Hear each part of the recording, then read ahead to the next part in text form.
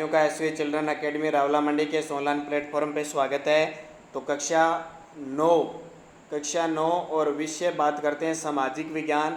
और सामाजिक विज्ञान में जो समकालीन विश्व का इतिहास है उसके बारे में चर्चा कर रहे हैं। और जो हमारा अध्याय चल रहा है उसमें हम बात करेंगे वन विद्रोह। अब कई विद्यार्थी बाद में देखते हैं तो उनको बता दूं, हमारा जो लगातार ये बुक चल रही है और जिस अध्याय की हम बात करें उस अध्याय में जो जनजातियां हैं उनके बारे में हम बात करें। काफ़ी लंबा पाठ था, कई पार्ट हमने इसके पढ़ लिए।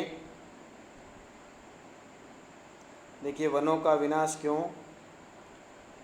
ये अध्याय हम पढ़ रहे हैं।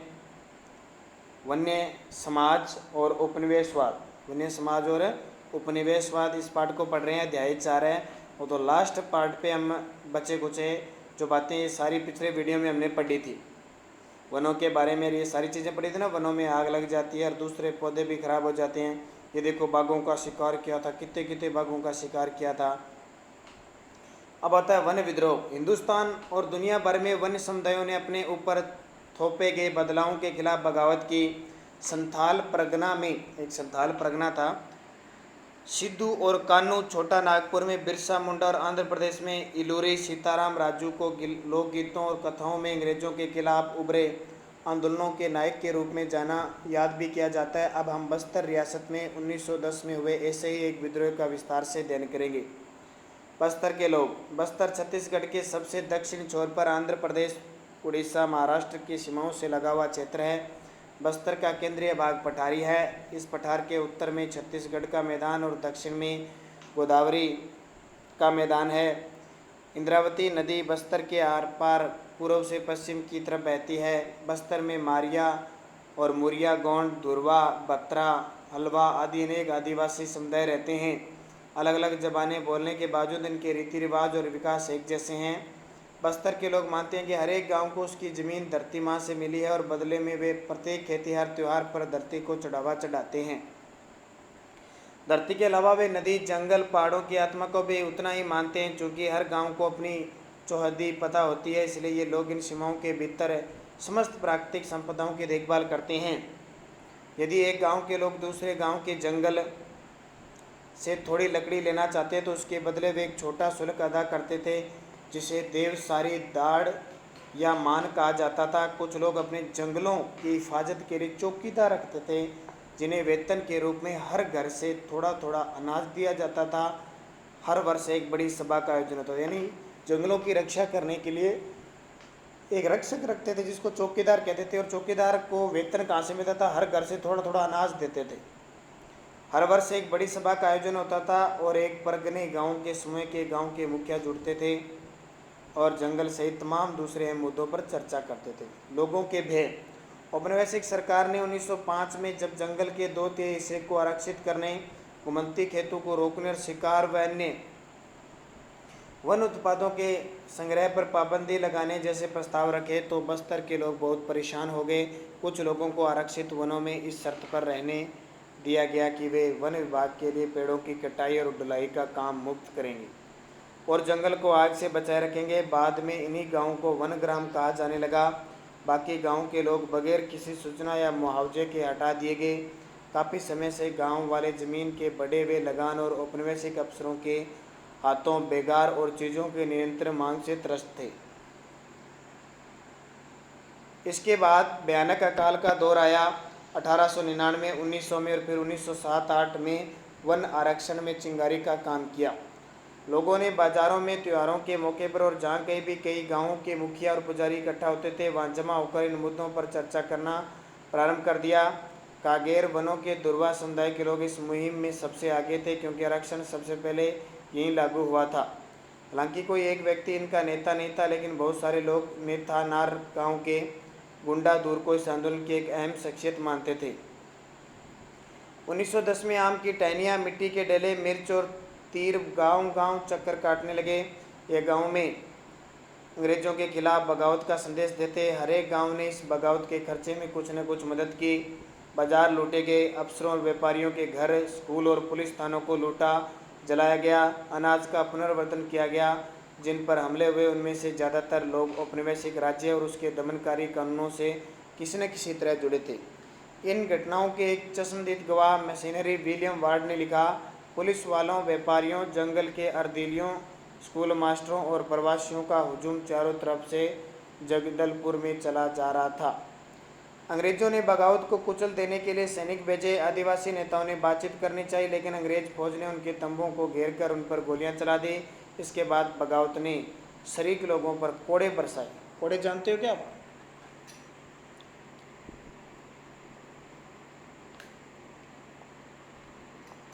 बेल्ट होता है ना, बेल्ट, उसकी कभी खुद के मार के देखना, बहुत लगती है ना बेल्ट की, या दूसरे को कहना मेरे एक मार, उतनी उतनी लगती थी कोड़े की। ध्यान रखना, कोड़े बरसाए देते थे। चमड़े का होता था जैसे हमारा बेल्ट होता है वैसे, ठीक है।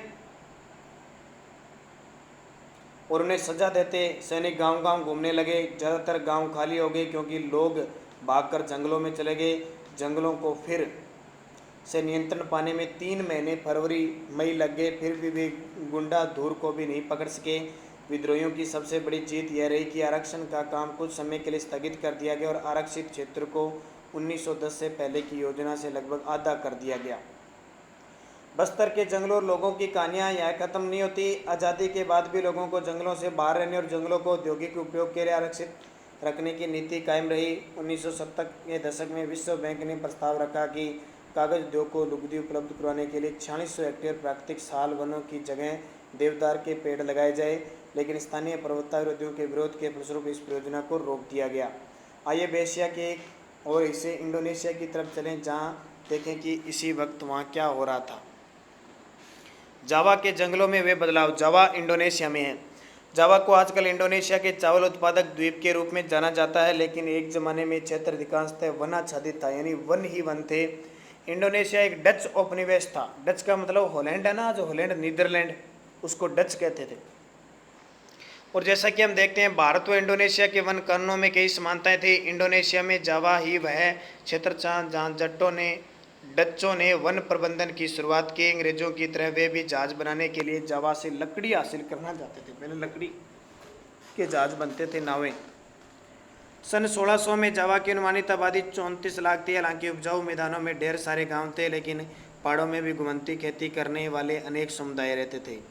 जावा के लकड़हारे। जावा में कलांग समुदाय के लोग कुशल लकड़हारे और घुमंतू किसान थे। उनका महत्व इस बात से आंका जा सकता है कि 1755 में जब जावा की माताराम रियासत बंटी, तो वहां से 6000 कलांग परिवारों को भी दोनों राज्यों में बराबर बराबर बांट दिया गया। उनके कौशल के बगैर सागौन की कटाई कर राजाओं के महल बनाना बहुत मुश्किल था। डचों ने 18वीं सदी में वनों पर नियंत्रण स्थापित करना प्रारंभ किया। तब उन्होंने भी कोशिश की कि कलांग उनके लिए काम करें। 1770 में कलांग ने एक डच किले पर हमला करके उसका प्रतिरोध किया, लेकिन इस विद्रोह को दबा दिया गया। ये देखिए, जंगल से सागौन की लकड़ी ले जाती मालगाड़ी। औपनिवेशिक शासन का अंतिम दौर। मालगाड़ी देखो, पहले कोयले से चलती थी, ऐसी इतनी की होती थी, इतनी। डच वैज्ञानिक वानिकी 19वीं सदी में जब लोगों के साथ साथ इलाकों पर भी नियंत्रण स्थापित करना जरूरी लगने लगा, तो डच उपनिवेशों ने जावा में वन कानून लागू कर ग्रामीण की जंगल तक पहुंच पर बंदिशें थोप दी। इसके बाद नाव या घर बनाने जैसे खास उद्देश्यों के लिए सिर्फ चुने हुए जंगलों से लकड़ी काटी जा सकती थी, और वह भी कड़ी निगरानी में। ग्रामीणों को मवेशी चराने, बिना परमिट लकड़ी ढोने या जंगल से गुजरने पर सड़क पर घोड़ा गाड़ी या जानवरों पर चढ़ कर आने जाने से दंडित किया जाने लगा। भारत की तरह यहाँ भी जहाज़ और रेल लाइनों के निर्माण ने वन प्रबंधन और वन सेवाओं को लागू करने की आवश्यकता पैदा कर दी। 1882 में अकेले जावा ही से ही 2,80,000 स्लीपरों का निर्यात किया गया। ठीक है, ये स्लीपर देखिए, पहले आया था स्लीपर। ये जो ट्रेन की पटरियाँ है ना, इसके ऐसे इनके बीच में से इनको सिंकुड़े नहीं लगाने के लिए लगाई जाती थी। आजकल देखना ट्रेन की पटरी आजकल पत्थर के लगे हुए हैं। जाहिर है कि पेड़ काटने, लट्ठों को ढोने और स्लीपर तैयार करने के लिए श्रम की आवश्यकता थी। डचों ने पहले तो जंगलों में खेती की ज़मीन पर लगान लगा दिया। उसके बाद कुछ गाँवों को इस शर्त पर इसे मुक्त कर दिया कि वे सामूहिक रूप से पेड़ काटने और लकड़ी ढोने के लिए पैसे उपलब्ध कराने का काम मुफ्त में करेंगे। पैसे वगैरह की गाड़ियाँ जोड़ते थे। इस व्यवस्था को बेलेंडांग इंस्टेंट के नाम से जाना जाता था। बाद में वन ग्रामवासियों को लगान माफी के बजाय थोड़ा बहुत मेहनताना तो दिया जाने लगा, लेकिन वन भूमि पर खेती करने के लिए अधिकार सीमित कर दिए गए। सामीन की चुनौती सन 1890 के आसपास सागौन के जंगलों में स्थित रांदुबलातुंग गांव के निवासी रुंतिको सामी ने जंगलों पर राजकीय मालिकाना पर सवाल खड़ा प्रारंभ कर दिया। उसका तर्क था कि चूंकि हवा, पानी, जमीन और लकड़ी राज्य की बनाई हुई नहीं है, इसलिए उन पर अधिकार हो सकता है। जल्दी एक व्यापक आंदोलन खड़ा हो गया। इस आंदोलन को संगठित करने वालों में सामीन का जो दामाद था वो भी सक्रिय था। 1907 तक 3000 परिवार उसके विचारों को मानने लगे। डच जब जमीन का सर्वेक्षण आए तो कुछ साम्यवादियों ने अपनी जमीन पर लेटाकर इसका विरोध किया, जबकि दूसरों ने लगान और जुर्माना भरने या बेकार करने से इनकार कर दिया। युद्ध और वन विनाश। पहले और द्वितीय विश्व युद्ध का जंगलों पर गहरा असर पड़ा। भारत में तमाम चालू कार्य योजनाओं को स्थगित करके वन विभाग ने अंग्रेजों की जंगी जरूरतों को पूरा करने के लिए बेतास पेड़ काटे। जावा पर जापानियों के कब्जे से ठीक पहले डच्चों ने भस्म कर भागो नीति अपनाई, जिसके तहत आरा, मशीनी और सागौन के विशाल लट्टों के ढेर जला दिए गए, जिससे वे जापानियों के हाथ न लगे। इसके बाद जापानियों ने जंगलों का निर्मम दोहन किया। बहुत सारे गांव वालों ने इस अवसर का लाभ उठाकर जंगल में अपनी खेती का विस्तार किया। जंग के बाद इंडोनेशिया वन सेवा के लिए इन जमीनों को वापस हासिल कर पाना कठिन था। हिंदुस्तान की तरह यहाँ भी खेती योग्य भूमि के प्रति लोगों की चाह और जमीन को नियंत्रित करने और लोगों को उसे बाहर रखने की वन विभाग की जिद के बीच टकराव पैदा हुआ। अब लास्ट बात आती है वानिकी में नए बदलाव। 80 के दशक से एशिया और अफ्रीका की सरकारों को समझ में आने लगा कि वैज्ञानिक वानिकी और वन समुदायों को जंगलों से बाहर रखने की नीतियों के चलते बार बार टकराव पैदा होते हैं। परिणाम स्वरूप वनों से इमारती लकड़ी हासिल करने के बजाय जंगलों का संरक्षण ज़्यादा महत्वपूर्ण लक्ष्य बन गया। सरकार ने भी ये मान लिया कि इस लक्ष्य को हासिल करने के लिए वन प्रदेशों में होने वालों की मदद लेनी होगी। मिजोरम से लेकर केरल तक हिंदुस्तान में हर कहीं घने जंगल सिर्फ इसलिए बच पाए कि ग्रामीणों ने सरना, देवरा, कान, राई इत्यादि नामों से पवित्र बगीचा समझकर इनकी रक्षा की। कुछ गांव तो वन रक्षकों पर निर्भर रहने के बजाय अपने जंगलों की चौकसी आप करते रहे। इनमें हर परिवार बारी बारी से अपना योगदान देते हैं। स्थानीय वन समुदाय और पर्यावरणविद अब वन प्रबंधन के वैकल्पिक तरीकों के बारे में सोचने लगे। तो ये पूरा हो गया अपना पाठ। ठीक है, इसके प्रश्न उत्तर इसके अंदर से आप देख सकते हो।